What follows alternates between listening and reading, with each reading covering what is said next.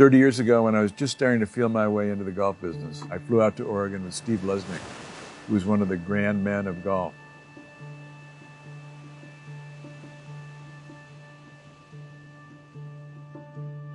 We drove to the property in a downpour.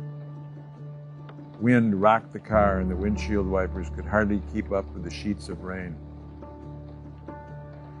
Finally, we left the highway and turned onto a small lane that led us right out to the edge of the Pacific Ocean. Huge waves were crashing on the rocks, and a gust of wind nearly ripped off the door when Steve tried to get out of the car.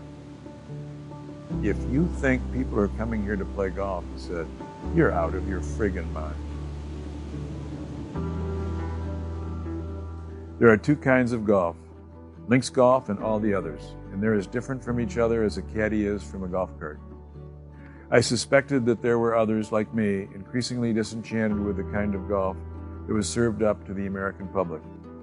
Forgettable, formulaic designs, pretentious clubhouses, signature holes, golf carts on paved paths that made you feel like a token in a giant board game.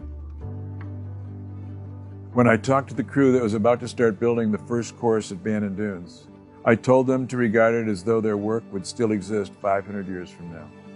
Was that too much to ask? Anything else would have been too little.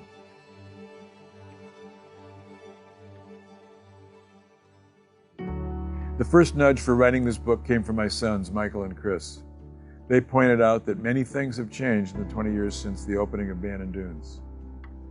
Though I was skeptical at first, the idea had staying power, and what evolved is the narrative you're now reading. Not a memoir, but more like a group portrait in which I am surrounded by many others.